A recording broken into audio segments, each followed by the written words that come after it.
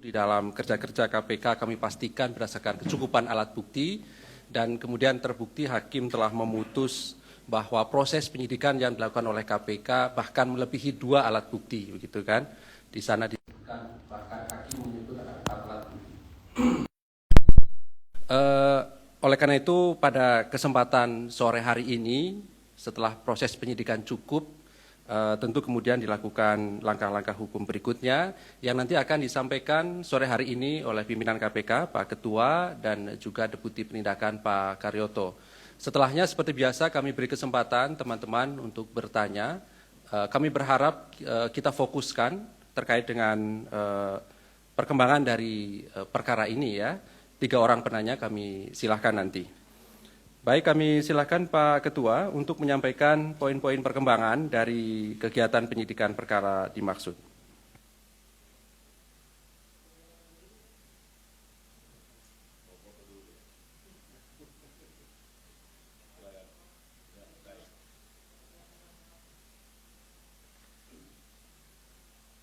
Assalamualaikum warahmatullahi wabarakatuh. Selamat sore dan salam sejahtera untuk kita semua. Om Swastiastu. Salam, Namo Buddhaya, salam kebajikan. Rekan-rekan yang saya hormati, seluruh anak bangsa dimanapun berada yang saya cintai dan saya banggakan, puji syukur kita pada sore hari ini diberikan kesehatan walafiat. Mudah-mudahan kita mampu menjalankan amanah yang diembankan kepada kita semua. Dan juga kita berdoa rekan-rekan yang dalam kondisi keadaan sakit, mudah-mudahan bisa cepat sembuh. Begitu juga dengan bencana alam, supaya tidak terjadi kembali. Dan kita mampu melewati kondisi yang akhir-akhir ini tentu kita rasakan semua. Pandemi COVID-19, walaupun kita saat ini sudah beruntung, kita keluar dari krisis kesehatan tersebut. Dan marilah kita tatap masa depan bangsa Indonesia di tahun 2023. Ini akan memberikan suatu harapan besar bagi kita semua, termasuk kepada KPK.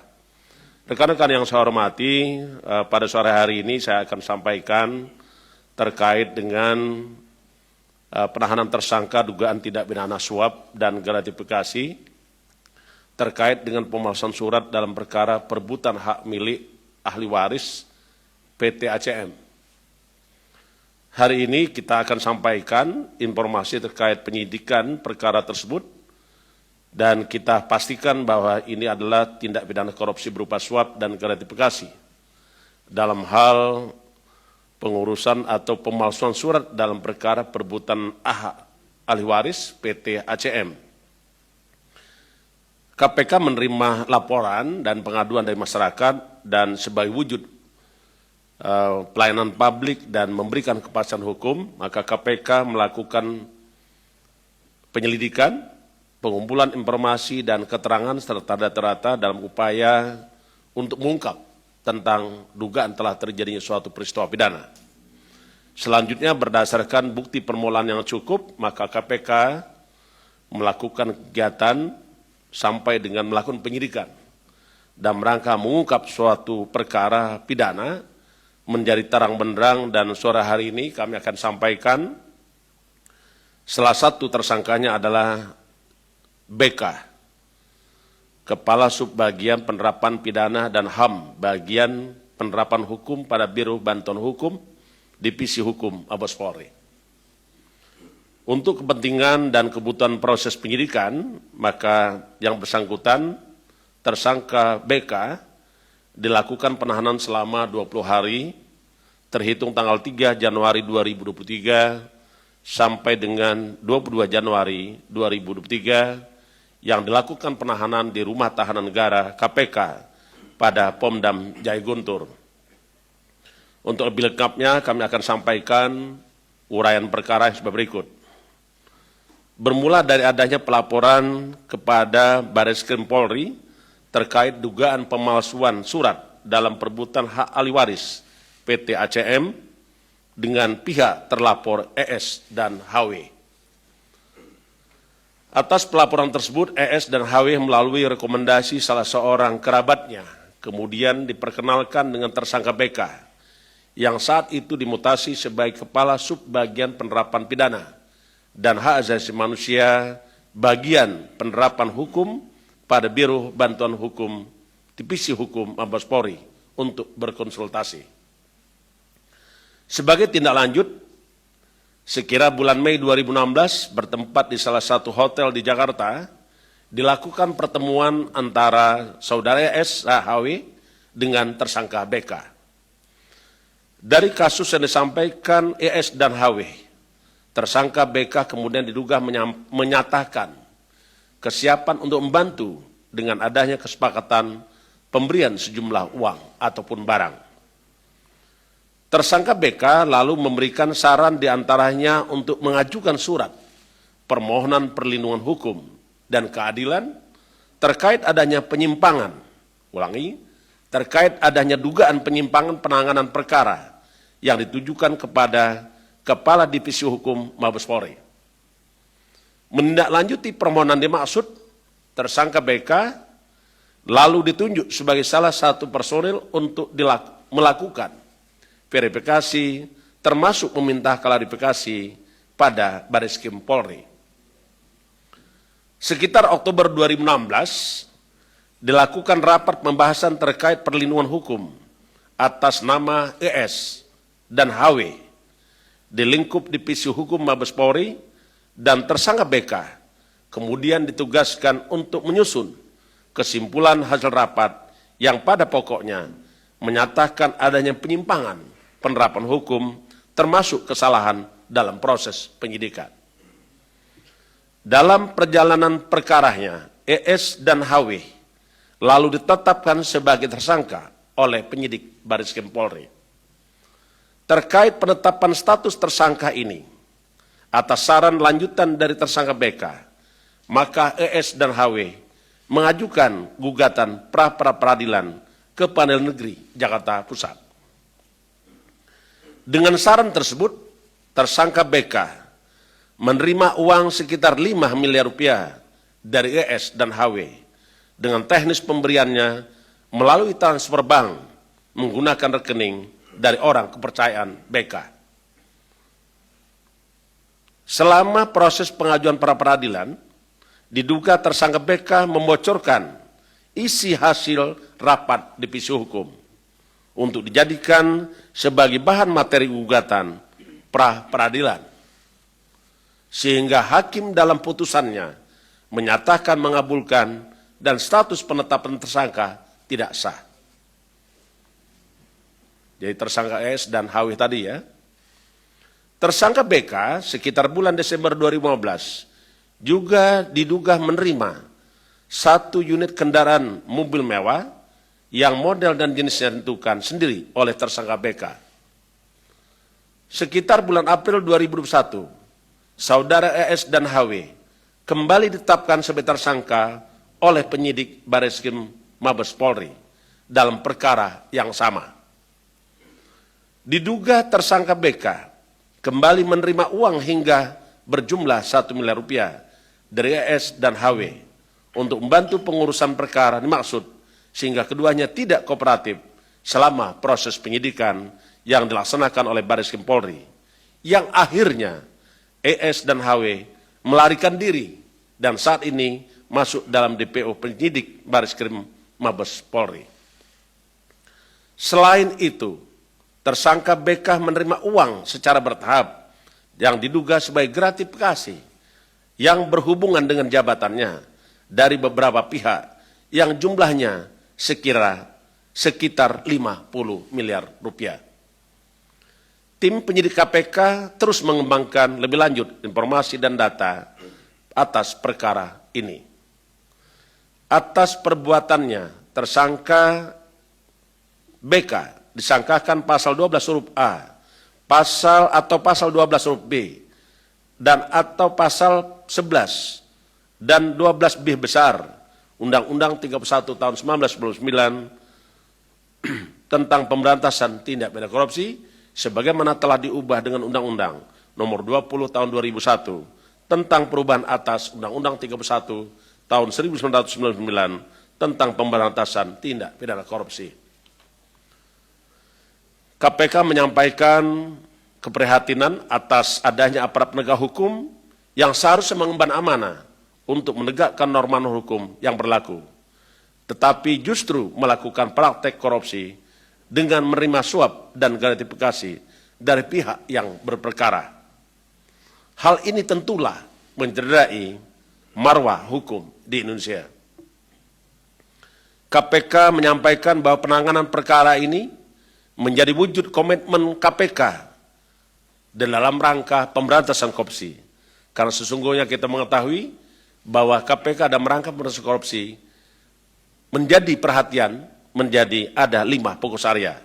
Di antaranya korupsi bidang sumber daya alam, korupsi yang terkait dengan tata niaga dan bisnis, korupsi yang terkait dengan kegiatan politik, dan korupsi di bidang pelayanan publik. Dan salah satunya lagi adalah korupsi di dalam reformasi birokrasi dan penegakan hukum. Di mana korupsi pada kelima sektor tersebut menyangkut hajat hidup orang banyak, mempunyai tingkat risiko korupsi yang tinggi, serta berpotensi merugikan keuangan negara ataupun perekonomian negara. KPK menyampaikan komitmen untuk menuntaskan setiap perkara yang ditangani oleh KPK. Terakhir kami ingin sampaikan pada kesempatan ini, KPK menyampaikan kepada Bapak Kapolri dan segenap insan Polri yang telah membantu terkait lancarnya proses penyelidikan dan penyidikan, sehingga hari ini terungkap menjadi terang benderang peristiwa tindak pidana korupsi berupa suap dan gratifikasi yang dilakukan atas nama tersangka BK. KPK akan terus melakukan upaya-upaya, baik itu penindakan, pencegahan, sekaligus juga melakukan upaya-upaya pendidikan masyarakat, sehingga kita berharap suatu saat Indonesia bebas dari korupsi, dan kita hidup di dalam peradaban dunia yang bebas dari korupsi. Saya kira itu yang ingin saya sampaikan. Selanjutnya saya kembalikan kepada Pak Ali Fikri. Terima kasih. Wassalamualaikum warahmatullahi wabarakatuh. Om Santi, Santi, Santi, Om. Baik, terima kasih Pak Ketua yang telah mengumumkan dan sekaligus melakukan penahanan terhadap 1 orang tersangka atas nama BK yang ditahan sampai nanti tanggal 22 Januari 2023 di rutan KPK pada Pomdam Jaya Guntur terkait dugaan korupsi suap dan gratifikasi. Silakan 3 orang penanya, kami silakan 1, 2, 3. Oke ya, dari sini dulu ya Mas ya, nanti sampai ke sana.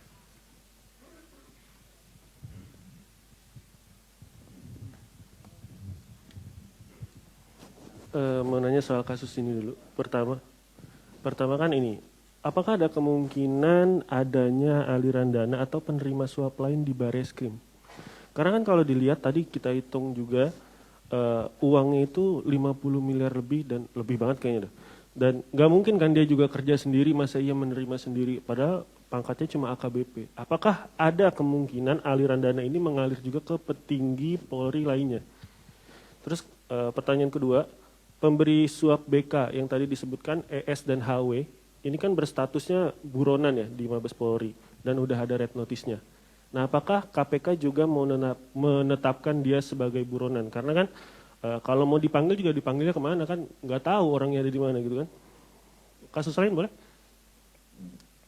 Ya sekarang kasus lain. Pertama, kasus lain, kasusnya Lukas NMB, belakangan ini kan dia sibuk meresmikan kantor pemerintahan di Papua.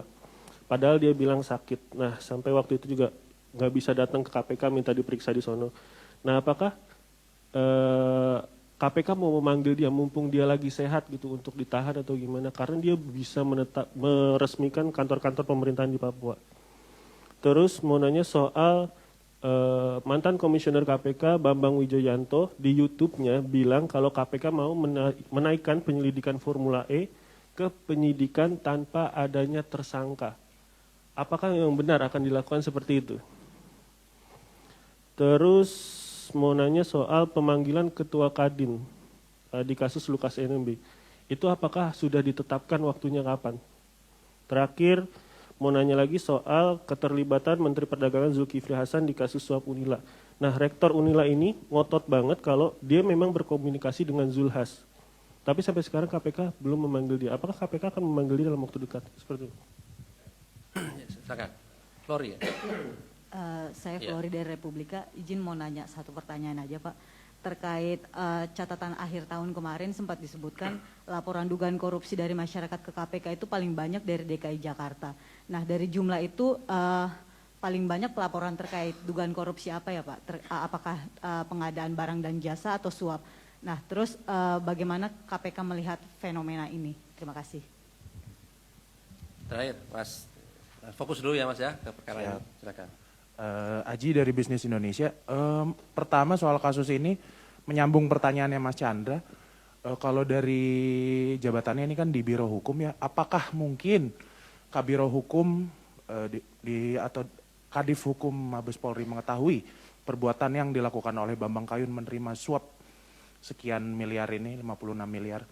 Terus juga apakah nanti akan didalami juga dengan memanggil saksi-saksi misalnya dari para entah penyidik yang menangani perkara ACM ini atau mungkin petinggi atasannya Bambang Kayun sendiri gitu di Divisi Hukum Mabes Polri. Terus terkait kasus lain mau nagih ini LNG kasus LNG Pertamina gimana perkembangannya. Terus kasus Garuda Indonesia sampai sekarang kan belum ada tersangka yang ditahan ya kalau nggak salah ya, penyidikan baru kasus Garuda Indonesia, kasus suap pengadaan mesin Rolls Royce kalau nggak salah. Nah itu kan kalau nggak salah melibatkan anggota DPR. Nah itu bagaimana perkembangannya? Kapan anggota DPR-nya akan ditahan? Terus juga apakah nantinya akan ada pihak banggar dari DPR juga yang akan diperiksa? Itu aja paling. Terima kasih.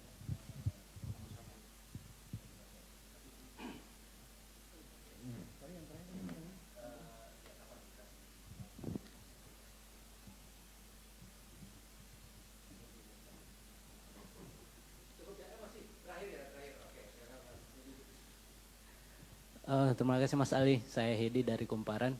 Ini mau mengonfirmasi aja sebenarnya soal kasus ini Mas Ali. Apakah ini kasus kerja sama kepolisian apa dibangun sendiri sama KPK? Terakhir saya mengonfirmasi ini juga soal nasib kasusnya Surya Darmadi itu Pak, gimana jadinya? Maksudnya apakah benar-benar sudah dilimpahkan ke kejaksaan atau bagaimana? Terima kasih Mas Ali. Saya kira cukup ya teman-teman. Baik, terima kasih atas respon dan pertanyaannya. Kami silakan Pak.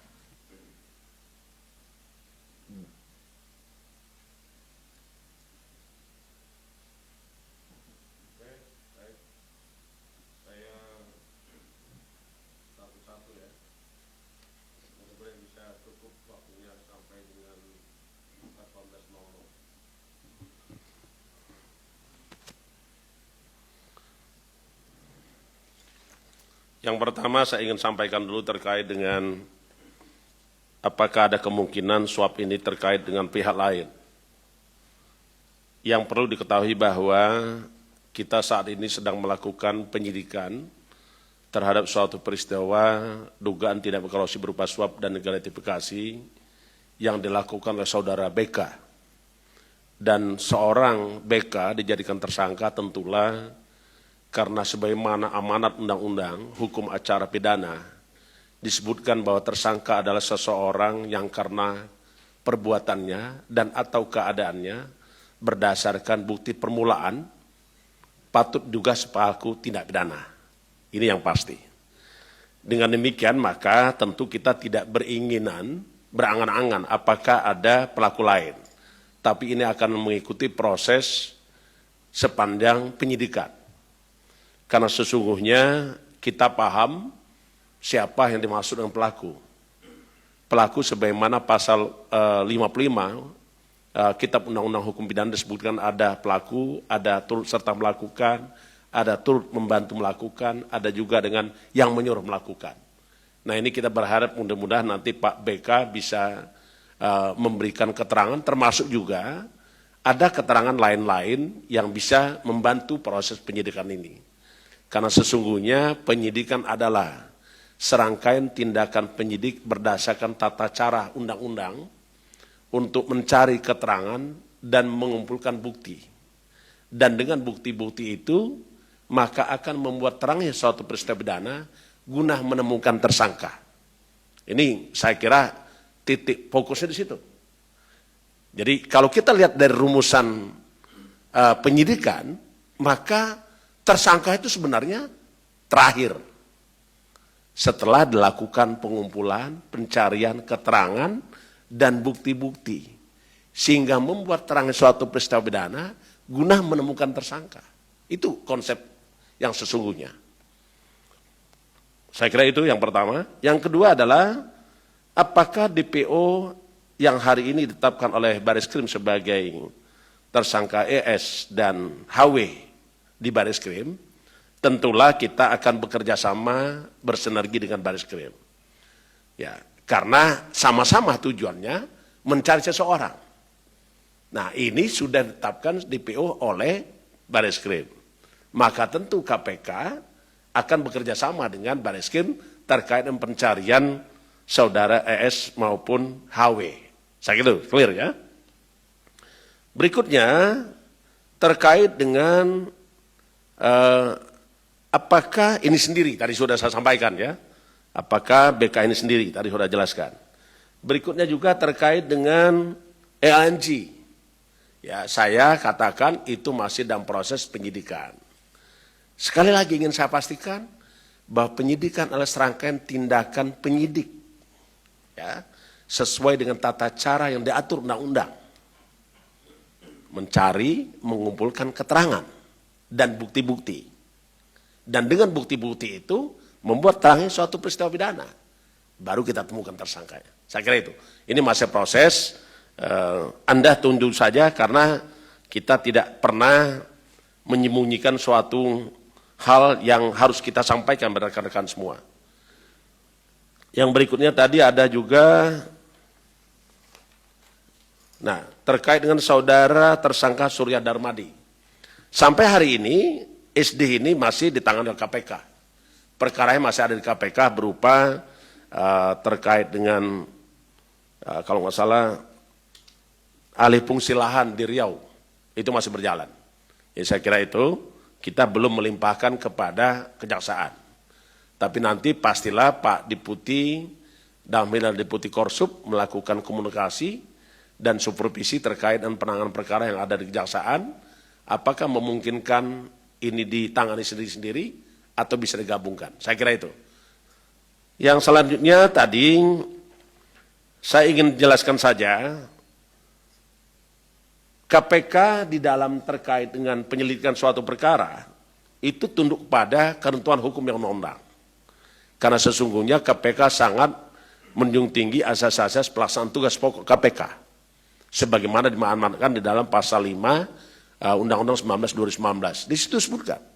Salah satu diantaranya dilakukan secara terbuka, transparan, proporsionalitas. Dilakukan dalam rangka menjamin kepastian hukum. Dalam rangka menjamin keadilan.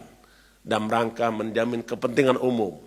Dan yang pasti tidak boleh kita lupakan adalah menjunjung tinggi hak asasi manusia. Itu di dalam pasal 5, itu amanat undang-undang yang harus kita lakukan. Yang berikutnya, kita tetap tunduk kepada prinsip-prinsip hukum pidana. Apakah itu diatur di dalam Undang-Undang KPK sendiri, di dalam Undang-Undang nomor 19 2019, ataupun hukum acara. Karena disebutkan di dalam pasal 38 Undang-Undang 19 2019 atas perubahan Undang-Undang 30 tahun 2002, disebutkan di situ adalah segala kewenangan yang berkaitan dengan penyelidikan, penyidikan dan penuntutan yang diatur dalam undang-undang yang mengatur mengenai hukum acara pidana berlaku bagi penyelidik, penyidik dan penuntut umum pada KPK kecuali ditentukan berdasarkan undang-undang lain. Saya kira itu. Jadi kita pedomannya sama, yaitu hukum acara pidana. Saya kira itu prinsipnya adalah KPK tidak akan pernah mentersangkakan seseorang kecuali tersangka itu berdasarkan perbuatannya dan atau keadaannya berdasarkan bukti permulaan yang patut menduga bahwa dia adalah pelaku tindak pidana. Saya kira itu. Pak Karyoto ada ditambahkan? Ada Garuda tadi saya lihat, saya mungkin Pak Karyoto yang tahu ini. Silakan Pak. Baik, terima kasih Pak Ketua, Pak Ali dan rekan-rekan jurnalisme yang saya hormati. Saya akan tambahkan beberapa. Yang pertama masalah yang catatan akhir tahun ya, DKI. DKI ini yang banyak laporannya itu terpusat di PLPM, kalau dulu Dumas. Memang dari Dumas ada beberapa yang telah digarap, contohnya Jakpro yang sudah dilimpahkan ke Mabes Polri itu dari kita. Terus kemudian Saranajaya, ini berkembang, ada kalau nggak salah sudah mulai ada 3 perkara yang akan maju, yang 1 sudah mulai selesai, sudah sidang. Jadi artinya memang pengadaan barang dan jasa itu memang ada juga, memang masih dalam proses telaah dan lain-lain. Tapi yang sudah jadi masalah pertanahan dengan masalah pengadaan di Jakpro. Kalau nggak salah waktu itu pengadaan apa? Tower gitu. Nah kemudian masalah Garuda memang kita sedang melakukan penyidikan yang terbaru, tapi kan ini kan belum rilis lagi untuk pengumuman upaya paksa, ya tunggu aja lah, sabar. Pada saatnya nanti akan dirilis ya. Tapi yang jelas kita memang sedang menangani itu. Tadi yang lainnya saya rasa sudah dijawab lengkap oleh Pak Ketua. Mungkin itu, terima kasih. Baik, oh ya, oke. Saya catat yang belum saya jawab tadi sudah saya catat, Pak. Sudah saya lingkari. Nah, terkait dengan tersangka Lukas NMB, sampai hari ini kita memang masih memperhatikan kondisi kesehatannya. Karena yang menyatakan sehat atau tidak sehat itulah dokter. Walaupun saya bisa melihat, oh orang ini meninggal dunia, ada luka. Tapi saya tidak boleh mengatakan bahwa dia meninggal dunia karena tusukan luka itu. Siapa yang berhak? Adalah dokter. Ini sama dengan tersangka Lukas NMB. Tetapi saya pastikan bahwa ini akan kita selesaikan. Memang beberapa terakhir ada komunikasi pengacara maupun kepada penyidik terkait permintaan yang bersangkutan untuk berobat ke luar negeri. Tentu ini kita juga pertimbangkan, tetapi pasti adalah keinginan kita adalah satu, penegakan hukum yang menjunjung tinggi hak asasi manusia. Karena sesungguhnya keselamatan jiwa manusia itu adalah hukum tertinggi. Salus populi suprema leg esto. Saya kira itu. Baik, terima kasih Pak Ketua, Pak Deputi Penindakan yang telah merespon pertanyaan dari teman-teman semuanya. Saya kira cukup dan kami terima kasih kehadiran dari rekan-rekan semuanya pada sore hari ini. Kami akhiri. Assalamualaikum warahmatullahi wabarakatuh.